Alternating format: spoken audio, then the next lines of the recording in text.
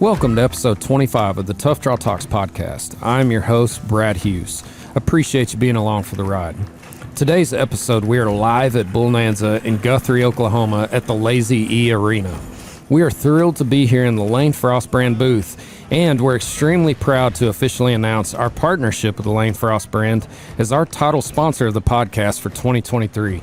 Stetson's been great. He's been on the podcast a couple of times, and we hope to get him on while we're here at Bullnanza as well and talk a little bit more about everything we have going on in 2023.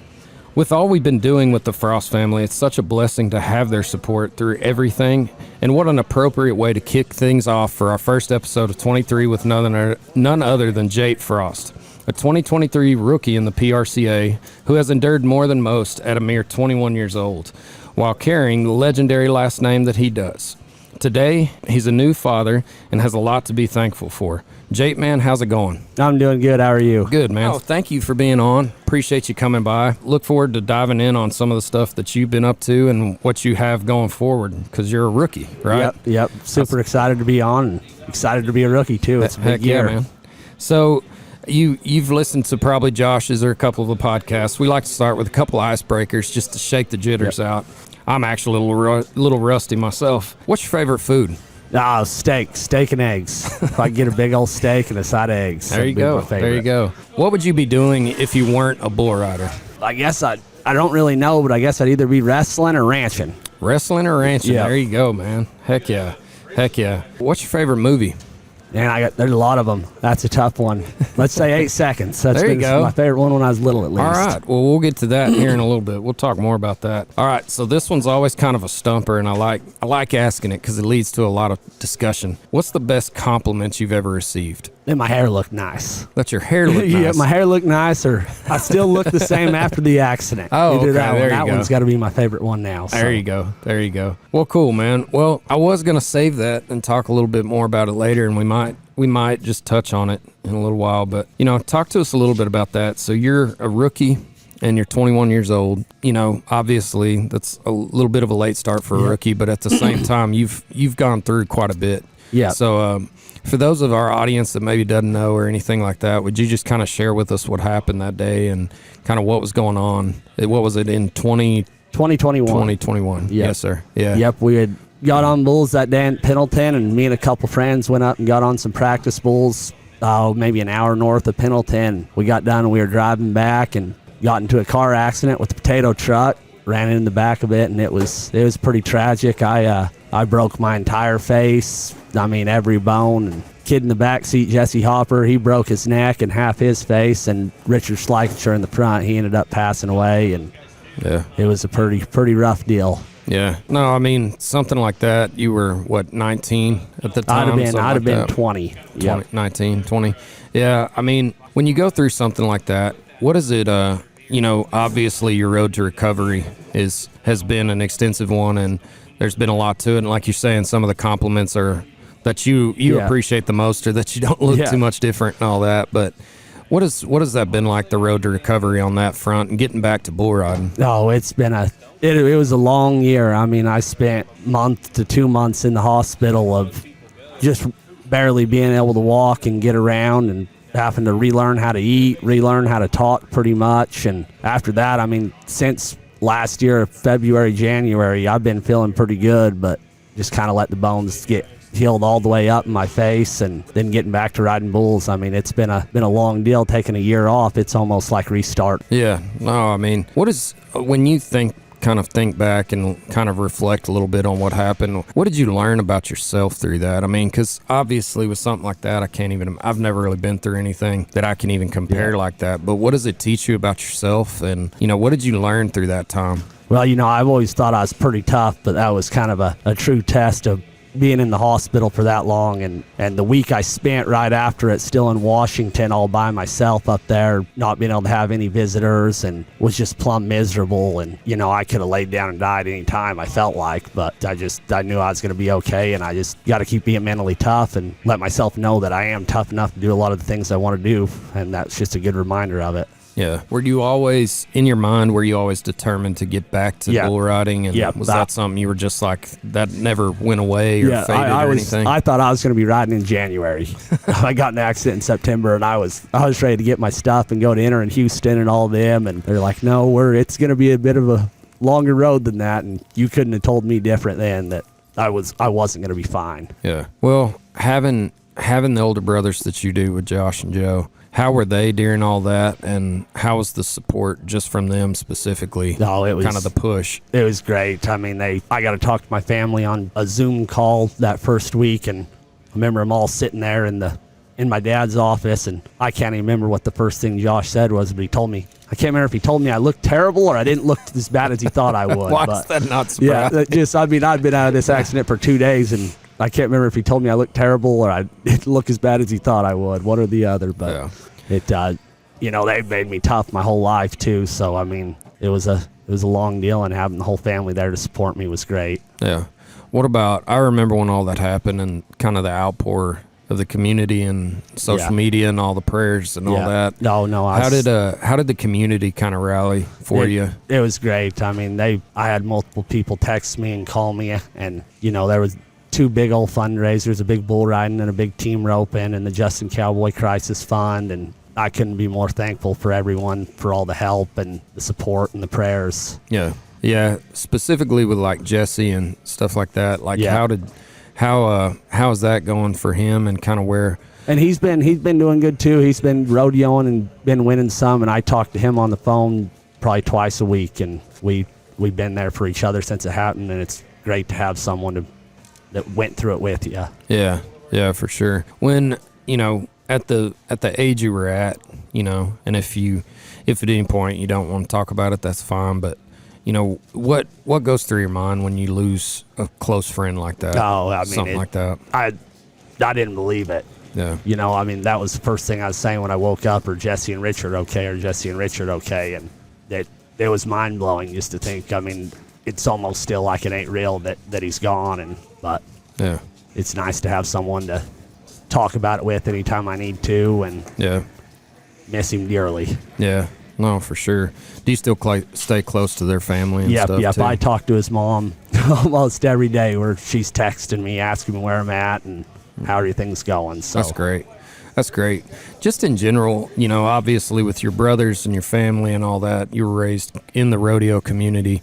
What does all that mean to you specifically? Like, we hear a lot of times people talk about, it's a close-knit group and stuff like that. But I know, you've been through some real hard times, and I'm just curious to hear your perspective on what the cowboy community actually means. I mean, everyone says it's close, but you have no idea how close it is. And I mean, they're the people that reached out to me that I didn't even know, but that I knew who were. And I mean, it's so close. When an accident like that happens, it hurts everyone in the rodeo world. Yeah. Like everyone's very, very close. Yeah. Well, I can assure you, we were definitely praying for you. That's for sure. I appreciate it. We're friends with Josh, and I knew Joe. We used to always go to Tough Hedeman events and stuff. So we got to know Joe pretty well, and obviously met Stetson and got close to y'all's family. So, man, what is when you, I mean, I've heard it with Joe and I've heard it with Josh, and we'll hear it tonight with you, I'm sure. But what does it mean when they talk about the Frost legacy,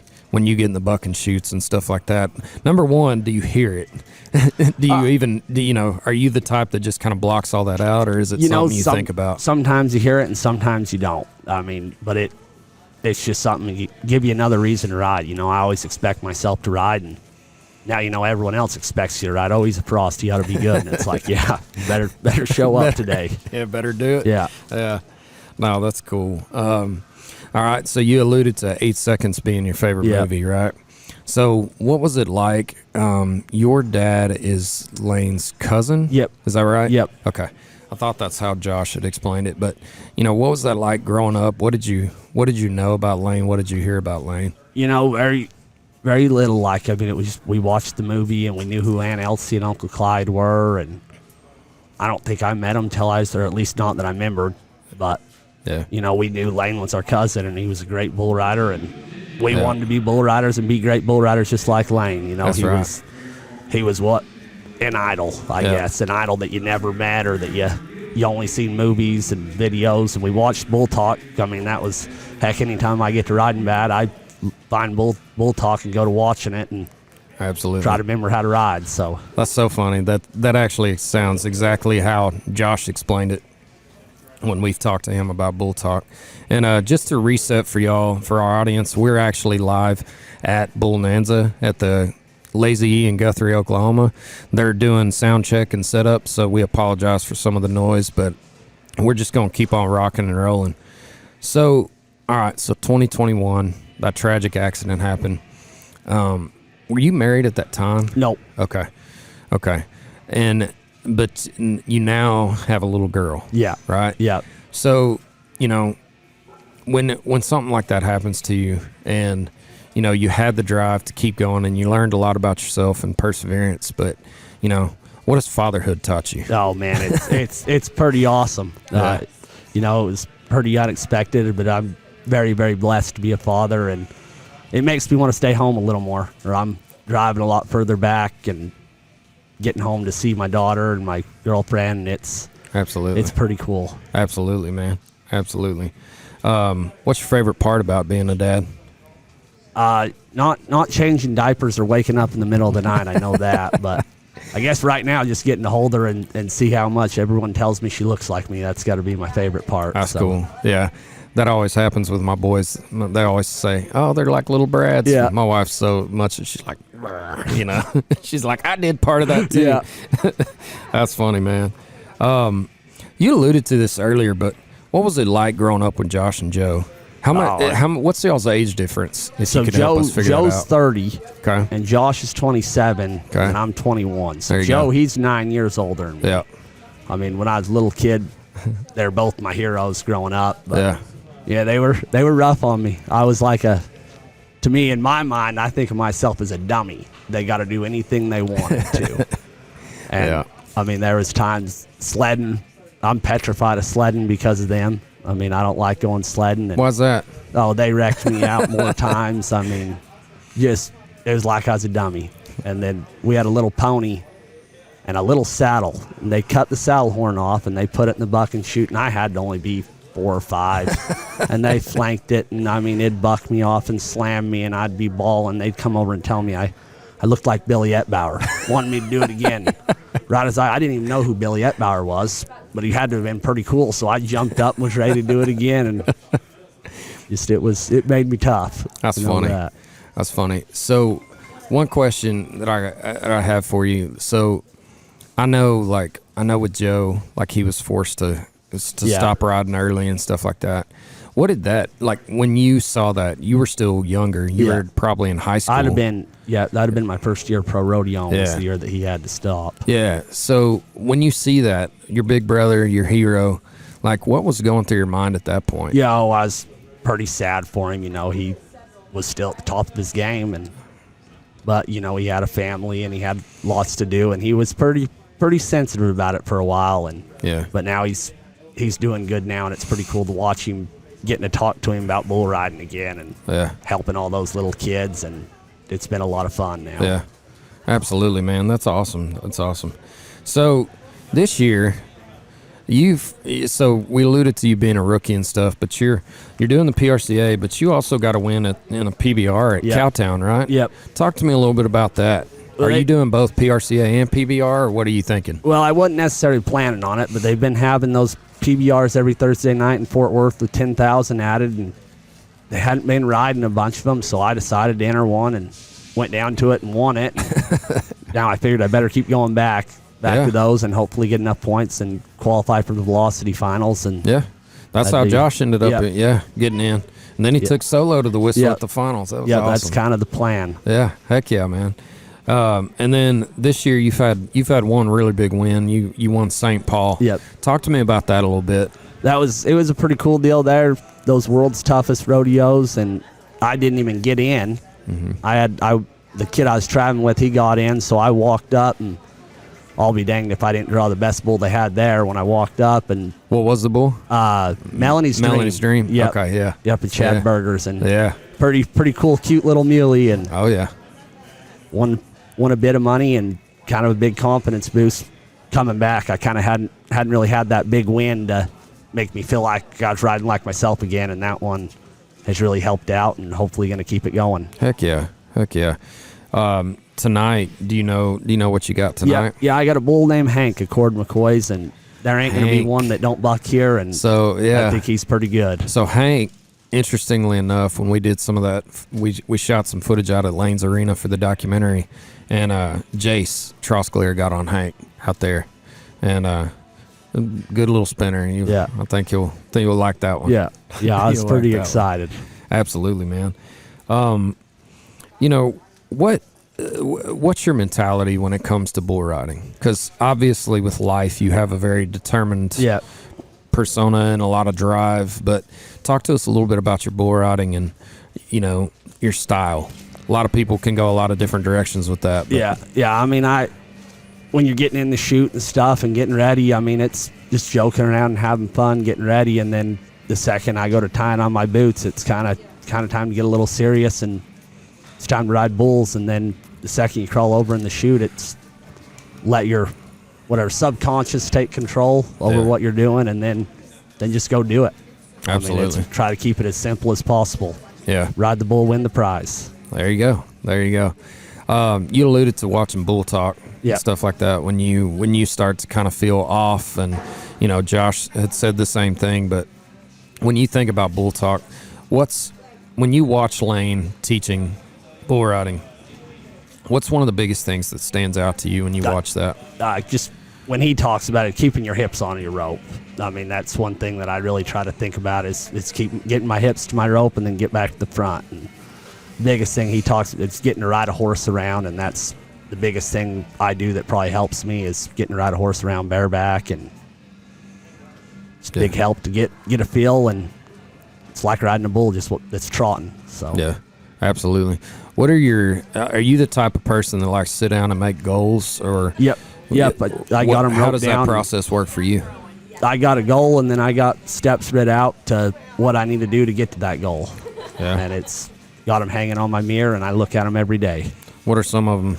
This year, I'd like to win Rookie of the Year, okay, and make the NFR and win the Wilderness Circuit in the bull riding. There you go. That's kind of pretty big goals, but they're very accomplishable. Oh yeah, if you're absolutely doing man. it right. Absolutely.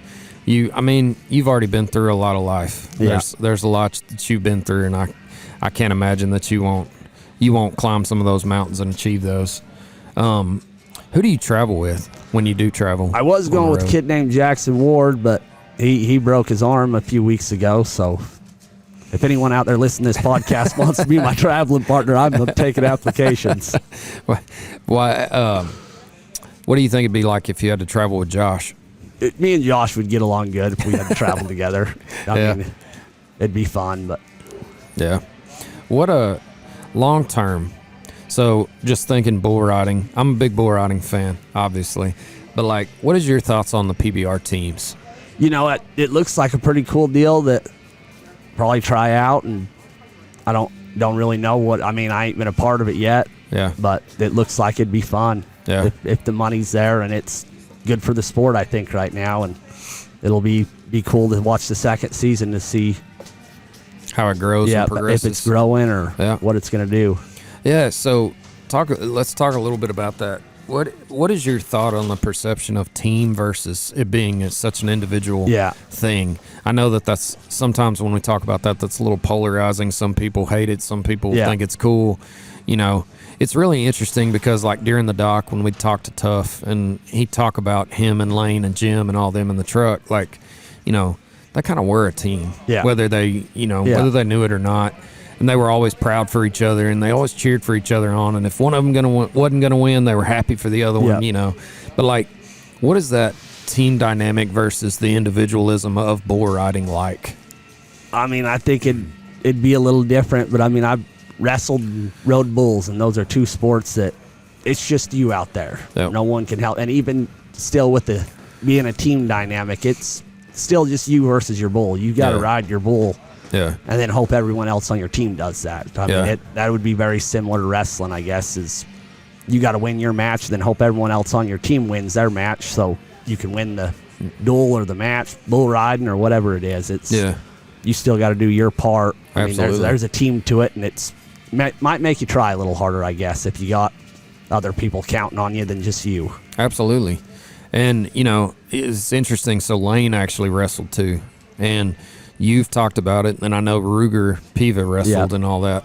What is it about wrestling and the crossover with bull riding? Do you think it helps? Do you think it doesn't? Because I've never heard it talked about as the individualism dynamic of it. But what else is there that might help with it? To be a good wrestler, you got to be mentally tough. I mean, from the cutting weight to the 5 a.m. practices and then the 3 p.m. practices, and they ain't very nice, most of them wrestling coaches. You got to get through the practices and then suck yourself down 10 pounds to whatever weight you got to wrestle, and then show up and win. It makes you very mentally tough, and I try to bring my wrestling mentality to the bull riding and just show up and be tough, and it's just you and your bull. So. Heck yeah. Well, long term, you alluded to that you think it could be good for the sport. When you think about the future of the sport of bull riding, what are some of the things that come to mind for you? Like, you know, the teams. I personally did a podcast with Justin Falisco before he left the PBR, and it was awesome. We nerded out and talked about sports and the growth of the teams and all this other stuff. But personally, I feel like the sport of bull riding could grow to the level of a major sport in America, right? Do you see it that way? And if so, you know, kind of what are your thoughts, and what do you think it's going to take to kind of get it there? I surely hope it could, because, I mean, it'd be pretty dang cool if it was. I'd a lot rather watch bull riding on TV than football personally, but it's got the excitement and everything. I'm not sure what it's going to take to get it there. More fans and more money and ranker bulls and better bull riders. I don't know what it would take. Yeah. So you just talked about ranker bulls and stuff like that. How do you feel about the, like some of these ranker bulls that these stock contractors are raising? Hold on just a second. Mr. Clyde. How are you? How are you, sir? Clyde Frost just walked up, everybody. Just to say hi to Jate. I'm doing good. No, I ain't lost. Yes, sir. Yes, sir. Absolutely. Absolutely. We're doing a little podcast. No, you're good. Thank you. Appreciate it. That was a fun little interruption. But no, like these rank bulls, right? Like I know riding solos out here, world champion bull, and blue ducks out here and stuff like that. And then, you know, some of these other really ranked bulls where you say their names and you know who they are, kind of thing. How do you feel about that as far as the sport goes? And are those the kind of bulls you like to get on, or what's your mentality? I mean, if you're a bull rider and want to be a champion, those ought to be the ones you like to get on. I mean, that's where you win all the money. It's on the ones that buck hard. So keep making them buck harder, and we'll just have to learn how to ride better, I guess. Yeah, absolutely, man. Absolutely. And just so y'all know, just to recap, we are actually live on the floor at Bullnanza. It's starting to fill up with some people. So I apologize for the noise, but as we just had Clyde Frost walk up and say hello to us, you know, who knows who will pop by. So what bull have you been on that's like yours stands out? I know obviously Melanie's Dream went really well. Yeah. But have you been on any other really good ones that you would love to get on again, or what's a bull you want to get on that you haven't? I would have. Little Bomb Benny Butler sold Smokestack, but I was wanting to rematch with him. I got on him in Greeley, and I guess it would have been the summer of 2021, and he bucked me off right there before the buzzer, and it was one that really aggravates you is when you in your head you thought, oh man, I'm gonna ride him, and then you hit the ground really hard, and it's like, what I think that for? Should have just kept riding. And well, Blake Sharp's a good friend of the podcast, so we could probably make that happen again if you want to, man. But no, I that excites me about the mentality and stuff like that, and it's always cool to hear people that excited about it. But we actually have a couple of fan questions that I wanted to get to. And again, we are proud to be sponsored by the Lane Frost brand here in 2023. And sitting here with Jate Frost at Bullnanza, Lazy E in Guthrie, Oklahoma. All right, so Josh, not your brother, but Josh asks, well, we just talked about it, but what's your favorite bull We'll tweak it since we just talked about what's your favorite bull. What's your favorite type of bull to get on? Oh, one with a big bull with a lot of up and down, a lot of rear and kick, and either way. Yeah. What is it about big bulls? Like, why would you prefer a big bull over smaller bulls? I guess I'm kind of a bigger guy, so the bigger ones are a little easier for me to ride. I get a hold of something, I guess. Absolutely. Okay, here's one. No name, but it's asking, how is it being a dad, and what is your baby girl's name? Oh, it's awesome. Her name is Savvy Lynn. Savvy Lynn. Savvylynn. Awesome. Savvy Lynn Frost. Did you name her? No, my girlfriend did. Oh, okay. She got to pick That's out cool. the name. That's cool, though. I like that. That's unique. That's very unique. What is your long-term goal in the sport of bull riding and beyond? I want to be a world champion bull rider, and I want to be remembered as one of the best bull riders to ever do it. That awesome. Would be it. And then I'd like to go ranch after that, own a bunch of cows, and be a good life. Dude. Bryce asks, like your brother Josh, do you do multiple events? Yep. I don't really anymore, but I used to rope calves and steer wrestle, and I tried getting on a few broncs for a while, but that didn't go great. Yeah. Well, man, I have really, really enjoyed this. We're starting to get pretty busy here in the Lane Frost brand booth, which is great for Stetson. Yeah. So we'll go ahead and wrap this up. Where can people find you on social media? Jate X Frost on Instagram, and I think it's the same for Facebook. Very cool. Very cool. And is there anything you'd like to say to the fans of bull riding, or specifically your fans or for Lane Frost fans? Well, thanks for being a fan, and keep coming to rodeos. Absolutely. And follow along with us on social media on Tough Draw and at Tough Draw Talks for more episodes of the podcast as we continue to bring y'all closer to the rodeo community. And thank you to the Lane Frost brand for having us in their booth doing a couple podcasts here at Bullnanza. Until next time, everyone, enjoy the ride.